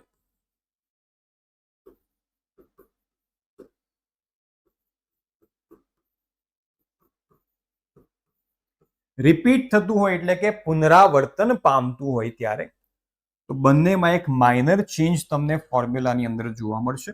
તો શું ફોર્મ્યુલા છે સર અહીંયા? R is equal to 1 minus 6 sigma d square upon n કૌંસમાં n square minus 1, જ્યાં d બરાબર rx minus ry. rx એટલે કે x ના ક્રમાંક અને ry એટલે y ના ક્રમાંક. બરાબર, એ દાખલામાં ક્લિયર થઈ જશે. અને જ્યારે જો કોઈ અવલોકન પુનરાવર્તન પામતું હોય, રિપીટ થતું હોય ત્યારે ફોર્મ્યુલા તમારે યાદ રાખવાની છે. R is equal to 1 minus 6 કૌંસમાં sigma D square plus CF, આ તમારી માટે CF નવું છે ભાઈ, n કૌંસમાં n સ્ક્વેર માઇનસ 1. સરસ, CF શું છે ભાઈ? CF છે sigma m cube minus m by 12. બરાબર સર, આ બધું શું છે? હમણાં બેટા આગળના દાખલામાં, 2 દાખલામાં ક્લિયર થઈ જશે. બરાબર, તો કાન ખોલીને સાંભળી લો. હવે જ્યારે તમને સ્પીયરમેનનો ક્રમાંક સહસંબંધાંક, એટલે કે સ્પીયરમેન શબ્દ ન આપ્યો હોય પણ દાખલામાં કીધું એક ક્રમાંક સહસંબંધાંક શોધો, અથવા દાખલામાં તમને ક્રમ આપેલા હોય ત્યારે તમારે આ મેથડનો ઉપયોગ કરવાનો છે. આ મેથડ તમને 99.99% વિભાગ ડી માં જ જોવા મળશે. પણ કદાચ બોર્ડની પરીક્ષાની અંદર આ પુનરાવર્તન વાળી ફોર્મ્યુલાનો ઉપયોગ કરીને 5 માર્ક્સમાં દાખલો કદાચ મૂકી શકે છે, પણ ચાન્સીસ બહુ ઓછા. મેં કીધું એમ 99.99% સેક્શન ડી માં તમને આ મેથડ જોવા મળશે. આ ફોર્મ્યુલા ક્યારે? જ્યારે કોઈ અવલોકન રિપીટ ન થતું હોય ત્યારે ખબર કેવી રીતના પડે સમજાવું છું. અને આ ફોર્મ્યુલા ક્યારે? જ્યારે કોઈ અવલોકન રિપીટ થતું હોય ત્યારે. ચલો દાખલા જોઈ લઈએ તો ખ્યાલ આવી જાય.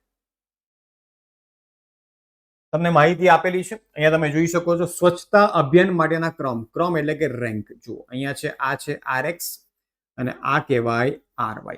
બરાબર, અહીંયા વચ્ચે શબ્દ આવશે ક્રમાંક સહસંબંધાંક. શું આવશે દીકરાઓ? ક્રમાંક સહસંબંધાંક શોધો. તો RX અને RY એનો મતલબ કે ક્રમ તમને બેઠા આપેલા છે, તમારે જાતે ક્રમ આપવાના નથી. તો આ દાખલાનો જવાબ માત્ર તમે 30 સેકન્ડમાં લાવી શકશો. જ્યારે ક્રમ બેઠા આપેલા હોય ત્યારે વિધિન 30 સેકન્ડ તમે જવાબ લાવી શકશો. કઈ રીતે? ચાલો જોઈ લઈએ છીએ. તો કયા કયા ખાના સર તૈયાર કરીશું? તો RX, RY, D હમણાં મેં તમને કીધું, D એટલે RX માઇનસ RY થશે અને છેલ્લું ખાનું આવશે D નો વર્ગ એટલે કે D સ્ક્વેર. ચલો ડન છે, ક્લિયર છે. અહીંયા તમને ક્રમ બેઠા આપેલા છે, કોઈ જ મજૂરી નહીં, કોઈ મહેનત નહીં, smart calculation, smart answer within 30 seconds. ચલો 1 બાય 1 RX માંથી RY બાદ કરવાનો છે. આમથી આમ નહીં, આમથી આમ જવાનું. તો 4 - 6 - 2, 8 - 8 0, 7 માંથી 5 જાય તો 2, 1 માંથી 1 જાય તો 0 0, 5 માંથી 7 જાય તો -2, 6 માંથી 3 જાય તો 3, 2 માંથી 4 જાય તો -2, 3 માંથી 2 જાય તો 1. હવે મુદ્દાની વાત એ છે કે જ્યારે પણ તમે કોઈ પણ દાખલામાં સ્પીયરમેનમાં ડી નો સરવાળો કરો ત્યારે ડી નો સરવાળો ઓલવેઝ 0 થવો જોઈએ, તો જ તમારો જવાબ સાચો, અધરવાઇઝ તમારો આન્સર ખોટો. જોઈ લો, -2 - 2 0, -2 - 2 -4 અને 3 + 1 + 4 એટલે જવાબ થઈ ગયો 0. જો 0 ન થાય તો ફરી એકવાર રીચેક કરી લો. હવે વર્ક કરી દઈએ તો ડી ની બધી જ કિંમતોનો વર્ક કરશું, કેમ કે ડી નો જવાબ 0 થાય છે એટલા માટે જ તમારે સ્ક્વેર કરવાનો છે. તો 2 નો વર્ગ 4, 0 4 0 0 4 9 4 1, સરવાળો કરી દઈએ. 4 ને 4 8 ને 4 12 ને 4 16, 16 ને 16 વત્તા 9 એટલે 25 ને 1 26, 26. ચલો સરવાળો થઈ ગયો છે. હવે તમે જોઈ શકો છો અહીંયા તો ક્રમ ડાયરેક્ટ આપેલા છે અને કોઈ રિપીટેશન અહીંયા તમને જોવા મળતું નથી. તો સીધી ફોર્મ્યુલા છે, R is equal to 1 minus 6 sigma d square upon n square minus 1.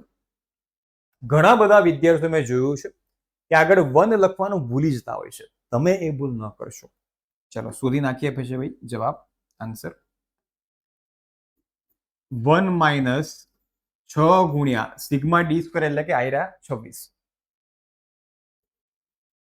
n ક્યાંથી મળશે? અવલોકનની સંખ્યા 2 ને 2 4 ને 2 6 ને 2 8 ને 1 9. 9 કૌંસમાં 9 નો વર્ગ ઓછા 1 is equal to 1 minus 6 multiply 26 156 છેદમાં 9 ગુણ્યા 9 નો વર્ગ ઓછા 1 એટલે 81 ઓછા 1 ગુણ્યા 9 720 is equal to 1 minus 156 ભાગ્યા 720 0. અહીંયા યાદ રાખજો, બિફોર ફાઇનલ આન્સર જ્યારે પણ પોઈન્ટ આવે ત્યારે પોઈન્ટ પછી 4 આંકડા ધ્યાનમાં લેજો. તો 21666 છે તો અહીંયા લખશું આપણે 0.02167 તો તમને એક્યુરેટ આન્સર મળશે. માટે r બરાબર 1 minus 0.2167 0.78.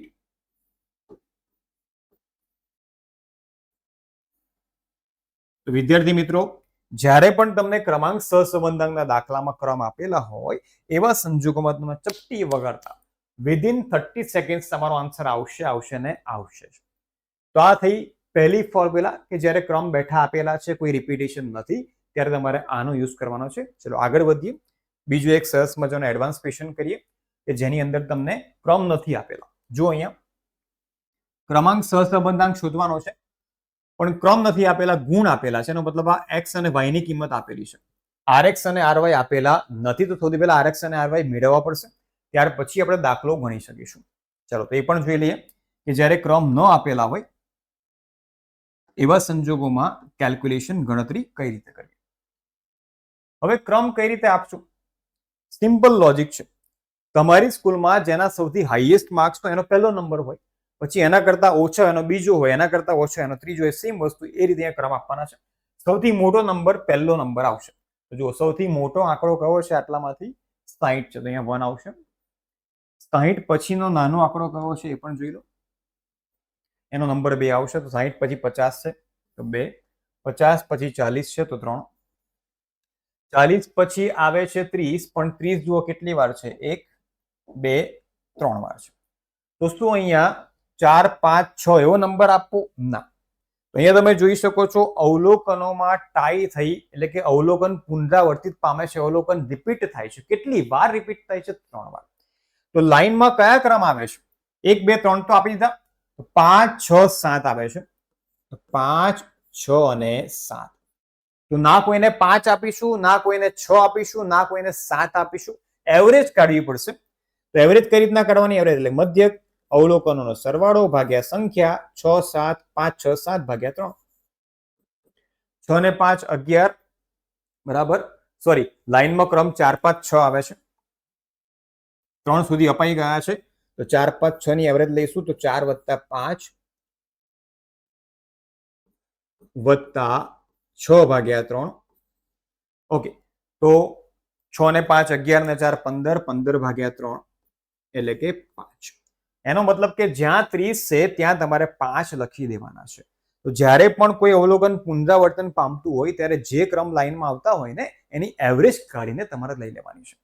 ત્યાં 3 3 30 ની સામે લખી દઈશું 5, અહીંયા પણ 5 અને અહીંયા પણ 5. ચલો હવે 6 સુધી ક્રમ અપાઈ ગયા છે. 1 2 3 4 5 6 પતી ગયા છે. 7મો ક્રમ આવશે. 7મો ક્રમ આવશે 20 ને અને અહીંયા 8. તો બહુ સિમ્પલ છે. જ્યારે પણ કોઈ અવલોકન પુનરાવર્તિત પામતું હોય ત્યારે આ રીતના તમારે ક્રમ આપવાના છે. પુનરાવર્તન પામતું ન હોય ત્યારે લાઈનમાં જે આંકડો આવતું હોય એને ક્રમ તમારે આપી દેવાનો છે. ચલો હવે વાત કરીએ ry. સૌથી મોટો અંક 80 છે તો અહીંયા 1 આવી જશે. 80 પછી નાનો અંક 60 છે તો અહીંયા 2. 60 પછી આવે છે 40 તો અહીંયા 3. 40 પછી આવે છે 28 તો અહીંયા 4. 28 પછી આવે છે વિદ્યાર્થી મિત્રો 20, પણ 20 કેટલી વાર છે? 2 વાર છે. એક અહીંયા અને એક અહીંયા. હવે ક્રમ 4 સુધી અપાઈ ગયા છે. હવે નેક્સ્ટ બીજા બે ક્રમ કયા આવે છે? 5 અને 6 આવે છે. તો એની પણ તમારે એવરેજ લેવી પડશે. અહીંયા 5 વત્તા 6 ભાગ્યા 2, 6 ને 5 11 ભાગ્યા 2 એટલે 5.5. એનો મતલબ કે બંને 20 ના 5 ક્રમ આપશું, ના 6 આપશું, બંનેની એવરેજ એટલે કે 5.5 તમારે ક્રમ આપવાનો છે. અહીંયા 5.5 અને અહીંયા પણ 5.5. હવે જુઓ 6 સુધી ક્રમ અપાઈ ગયા છે. 7મો અને 8મો ક્રમ બાકી છે. તો 7મો નંબર કોનો આવશે? 15નો. અને છેલ્લે 8 ક્યાં આવશે? 12માં આવશે. બોલો, બિલકુલ પણ અઘરું લાગ્યું? બિલકુલ પણ ડિફિકલ્ટ લાગ્યું? આટલું સરળ છે.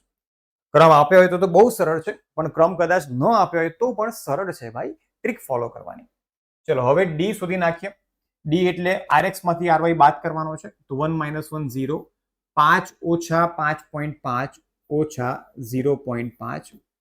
ત્યાર પછી 8 માંથી 2 જાય તો 6, 7 માંથી 3 જાય તો 4, 5 માંથી 8 જાય તો ઓછા 3, 2 માંથી 4 જાય તો ઓછા 2, 5 ઓછા 5.5 માઇનસ 0.5, અંતે 3 - 7 એટલે -4. એકવાર જોઈ લેવાનું, એકવાર ચેક કરી લઈશું કે સરવાળો 0 થઈ રહ્યો છે કે નહીં. જો ન થતો હોય સરવાળો 0 તો ભૂલ હોય એવું સમજવું. 6 વત્તા 4 10. ચલો આ પોઝિટિવ નંબર્સનો સરવાળો 10 થાય છે. નેગેટિવ નંબરનો જોઈ લે. 4 ને 2 6, 6 ને 3 9, 9 ને 1 10. ત્યાં 0 થઈ જાય છે. 0 થયાનો મતલબ કે જવાબ તમારો સાચો છે. હવે તમે આગળ ડી સ્ક્વેર શોધી શકો છો. ડી સ્ક્વેર શોધી લઈએ. કિંમતોનો વર્ગ કરવાનો છે. 0, 0.25, 36, 16, 9, 4, 0.25 અને અહીંયા 16. ચલો હવે ઉભો સરવાળો કરી દઈએ. તો 36 વત્તા 16 વત્તા 9 વત્તા 4 વત્તા 16 વત્તા 0.5 એટલે કે 81.5. ચલો ક્લિયર છે. હવે અહીંયા ફોર્મ્યુલા મૂકી દઈએ. તો ફોર્મ્યુલા કઈ આવશે? CF વાળી ફોર્મ્યુલા આવશે. R = 1 - 6 કૌંસમાં sigma D square plus CF upon n in the bracket n square -1. ચલો હવે એ પણ જોઈ લો કે CF કઈ રીતે શોધવું. સૌથી પહેલા ચેક કરો કયા કયા અવલોકન કેટલી વખત રિપીટ થયા છે. તો 30 અને 20 બે અવલોકનો રિપીટ થયા છે. તો અહીંયા આપણે એમ શોધશું 30 કેટલી વાર રિપીટ થયું છે. તો 30 કુલ 3 વાર રિપીટ થયું છે અને 20 જે છે એ કુલ 2 વખત રિપીટ થયું છે. તો જેટલી વખત રિપીટેશન થયું છે એને આપણે એમ કહી દઈશું અને એમની ફોર્મ્યુલા છે CF શોધવા માટે m³ - m ભાગ્યા 12. શું ફોર્મ્યુલા યાદ રાખવાની છે? m³ - m ડિવાઇડેડ બાય 12 અને સરવાળો કરી દો એટલે તમને CF મળી જાય. ચાલો શોધી લઈએ. અહીંયા m બરાબર 3 લઈશું. તો જ્યાં જે m છે ત્યાં 3 મૂકી દઈએ. તો 3 નો ઘન ઓછા 3 ભાગ્યા 12, જવાબ 2 આવી જશે. એ જ રીતે અહીંયા 2 નો ઘન ઓછા 2 ભાગ્યા 12, આન્સર 0.5 આવી જશે. બંનેનો કરી દઈએ સરવાળો. તો 2 વત્તા 0.5 એટલે 2.5. તો આ રીતના તમે CF આસાનીથી મેળવી શકશો. ચલો કિંમતો મૂકી દઈએ સૂત્રમાં.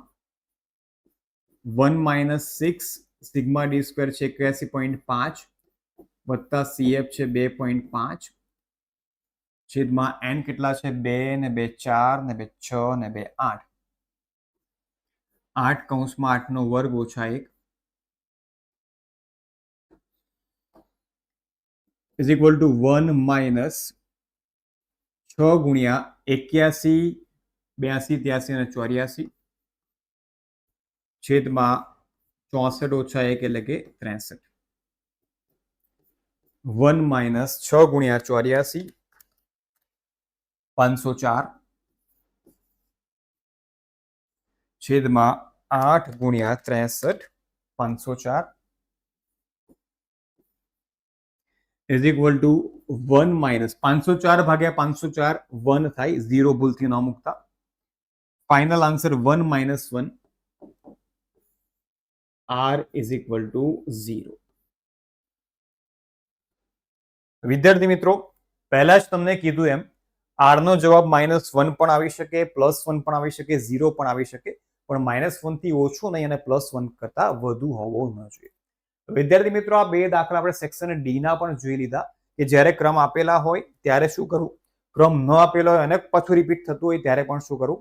સીએફ ત્યારે જ આવશે જ્યારે અવલોકન રિપીટ થતા હોય.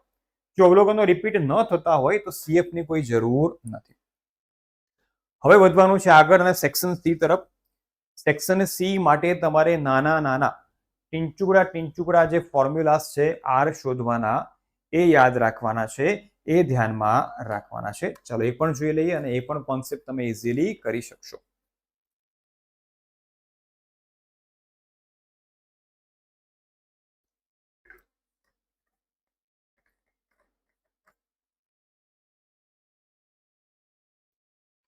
કુલ 3 નાના ફોર્મ્યુલાસ આર શોધવા માટે યાદ રાખશું. સૌથી પહેલી formula R is equal to covariance એટલે કે સહવિચરણ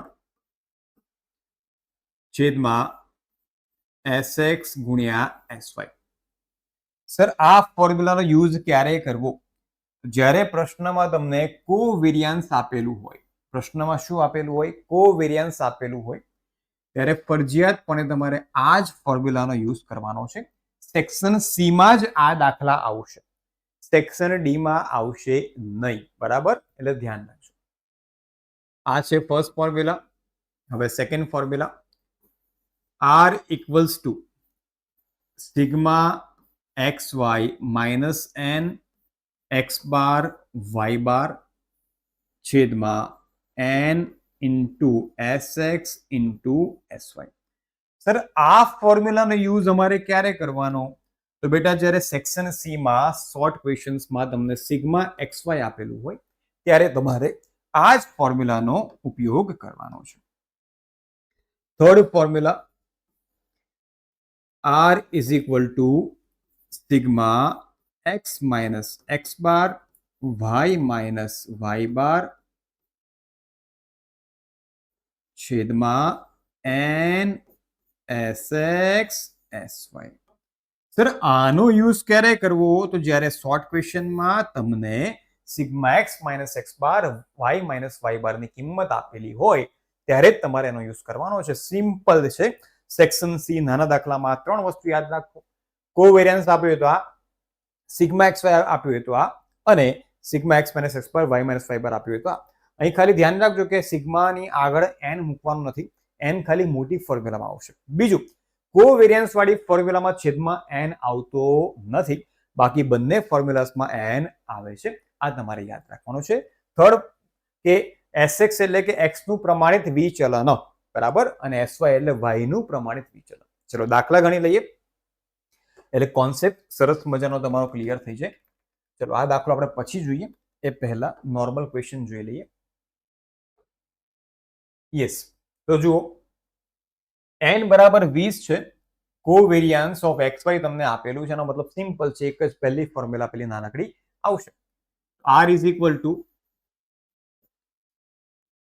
covariance of xy upon sx ગુણ્યા sy. અહીંયા મેં તમને પહેલા જ કીધું કે નીચે n આવતો નથી, એટલે ભૂલથી n ન લેવાઈ જાય એનું ધ્યાન રાખવાનું છે. બધી જ કિંમતો તમને બેઠી આપી દીધેલી છે, ખાલી સૂત્ર મૂકશો એટલે વિધિન 10 સેકન્ડ્સ આન્સર મળી જશે. કોવેરિયન્સ કેટલા છે? -50 અને Sx છે 15 અને Sy છે 8. -50 ડિવાઇડેડ બાય 120. બોલો આન્સર મળી ગયો. માટે r બરાબર 5/12 0.42. r is equal two -0.42. ચલો ડન છે ભાઈ. આ થઈ કોવેરિયન્સ વાળી ફોર્મ્યુલા. જ્યારે પણ પ્રશ્નમાં તમને કોવેરિયન્સ આપેલું હોય ત્યારે તમારે આ ફોર્મ્યુલા મૂકીને આન્સર શોધવાનો છે. ચલો બીજી એક કોવેરિયન્સ વાળી ફોર્મ્યુલાથી આપણે શોધી લઈએ. યસ, ચલો અહીંયા જુઓ, ક્વેશ્ચનમાં કોવેરિયન્સ આપેલું છે, બીજું કઈ જ જોવા નથી રહેવાનું, સીધી ફોર્મ્યુલા મૂકી દો. R is equal to covariance of X Y, covariance એટલે કે સહવિચરણ છેદમાં Sx મલ્ટીપ્લાય Sy. ચલો ડન છે બોસ. હવે જુઓ કોવેરિયન્સની કિંમત કેટલી આપી છે? 30 આપેલી છે, છેદમાં Sx મલ્ટીપ્લાય Sy. અહીંયા જો x નું પ્રમાણિત વિચલન Sx જ છે જે 5 આપેલો છે, મલ્ટીપ્લાય y નું વિચરણ આપેલું છે. તો આ પ્રમાણિત વિચલન નો આ વિચરણ છે એટલે કે પ્રમાણિત વિચલનનો વર્ગ છે. 144 નું વર્ગમૂળ કરવું પડશે તો તમને Sy મળશે. તો Sy બરાબર થશે 12. યાદ રાખજો, વિચરણનો મતલબ થાય Sy નો વર્ગ છે, બરાબર, એટલે સ્ટાન્ડર્ડ ડિવિએશન નો સ્ક્વેર છે જેને વિચરણ કહેવાય. તો અહીંયા આપણે વિચરણ નહીં, આપણે ખાલી Sy જોઈએ છે. તો 144 નું વર્ગમૂળ એટલે કે 12. 30 ભાગ્યા 60 બરાબર 0.5. ચલો ડન છે બોસ. કોઈ પ્રોબ્લેમ, કોઈ ડાઉટ હોય તો તમે કોમેન્ટમાં લખી શકો છો. હજુ એક ક્વેશ્ચન કોવેરિયન્સ વાળો ગણી લઈએ. યસ, આ પણ આઈએમપી છે બોર્ડની પરીક્ષા માટે. કોવેરિયન્સ તમને ક્વેશ્ચનમાં આપેલ છે તો સૌથી પહેલા ફોર્મ્યુલા મૂકી દઈએ ભાઈ. R is equal to covariance of xy upon Sx into Sy. અહીંયા તમને કિંમતો તો આપી છે પણ અટપટી રીતે આપેલી છે. તો આ છે કોવેરિયન્સ, અહીંયા is to આવશે. Covariance is to Sx square is equal to 2:5. is to નો મતલબ થાય રેશિયો. રેશિયોના સ્વરૂપમાં તમને આપેલું છે. તો ચાલો જોઈ લઈએ. તમને આવું આપેલું છે, COV of xy upon Sx square આપેલું છે, અને બીજું તમને આપેલું છે Sx રેશિયો Sy એટલે કે અંશમાં Sx અને છેદમાં Sy, અને બંનેની તમને કિંમતો પણ આપેલી છે. બંનેની કિંમતો કઈ આપેલી છે? 2:5 એટલે કે 2/5 અને 3/5. ઓકે, ફોર્મ્યુલા તો આપણે આ જોઈએ છે તો જ આપણને આન્સર મળશે ને અહીંયા કંઈક અલગ અલગ રીતે તમને આપેલું છે. તો અહીંયા બે ટર્મ્સ તમને આપેલી છે. હવે તમારે એ વિચારવાનું કે આ બંને વચ્ચે હું શું કરું? ગુણાકાર કરું, ભાગાકાર કરું, સરવાળો કરું કે બાદબાકી કરું તો આ ફોર્મ્યુલા બની જાય? તો મારે એ જોવાનું છે.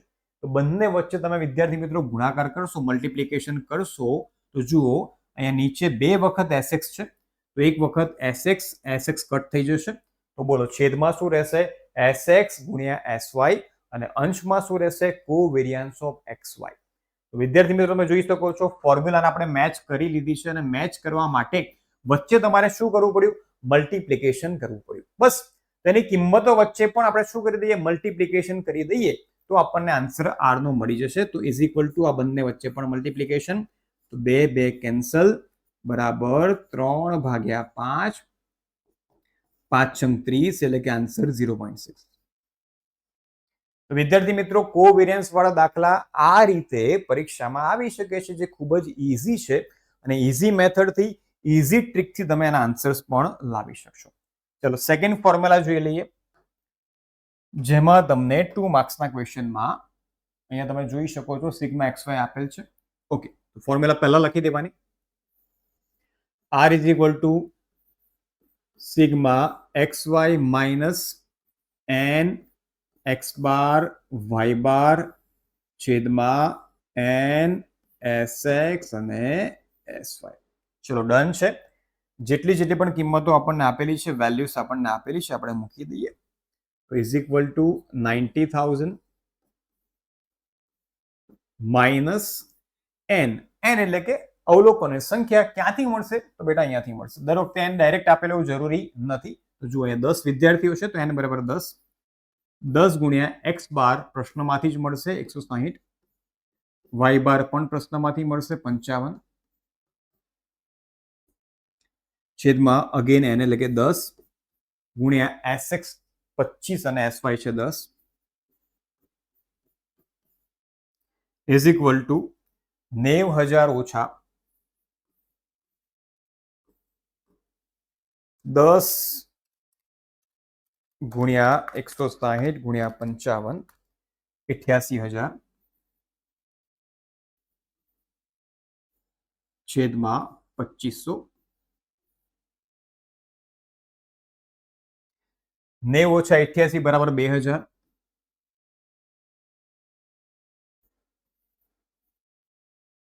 ભાગ્યા 2500 એટલે કે 0.8 માટે R is equal to 0.80. ચલો ક્લિયર છે ભાઈ. સેકન્ડ ફોર્મ્યુલા પણ આપણી ક્લિયર થઈ ગઈ છે. યાદ રાખજો કઈ ફોર્મ્યુલાનો યુઝ ક્યારે કરવો એ વધારે મહત્વનું છે. ચલો આગળ વધીએ. આ દાખલો થઈ ગયો. ઓકે, હવે 2 માર્ક્સની અંદર કદાચ સ્પીયરમેન વાળો દાખલો પણ આવી શકે છે. સ્પીયરમેનની ફોર્મ્યુલા તમને બધાને ખબર જ છે, તે મૂકી દઈએ. R equals to 1 minus 6 sigma d square upon n square minus 1. In short, જો ફોર્મ્યુલા યાદ રાખશો તો ચેપ્ટર તમારી માટે ઈઝી, પૂરેપૂરા માર્ક્સ તમને મળી જશે. બરાબર? ઓકે. 1 માઇનસ 6 ગુણ્યા સિગ્મા ડી સ્ક્વેર જો તમને કેટલા આપેલા છે? 126 આપેલા છે. છેદમાં n ફરી તમને ક્યાંથી મળશે? જો અહીંયાથી મળશે. 8 સ્પર્ધકો એટલે 8. 8 નો વર્ગ ઓછા 1. 1 minus 6 multiply 126 756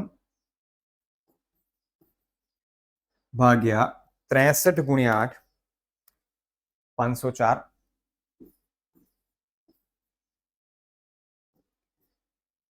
1 minus 756 divided by 504 1.5 માટે ફાઇનલ આન્સર -0.5. ચલો ડન છે બોસ. તો નાના જેટલા પણ સૂત્રો હતા એ નાના સૂત્રોના દાખલા ઓલમોસ્ટ આપણે કરી લીધા છે. બરાબર? અને આ જે કોવેરિયન્સ અને સિગ્મા XY વાળા જે ફોર્મ્યુલા છે એ તમારી માટે સૌથી વધારે મહત્વની છે. તો વિદ્યાર્થી મિત્રો, અહીંયા આપણે આંકડાશાસ્ત્ર ચેપ્ટર નંબર 2 એટલે કે સહસંબંધનો video lecture one shot complete કરીએ છીએ. આ સિવાય પણ હજુ જો કોઈ ડાઉટ હોય તો તમે કોમેન્ટ કરીને પૂછી શકો છો. એનો આન્સર તમને કોમેન્ટ દ્વારા મળી જશે.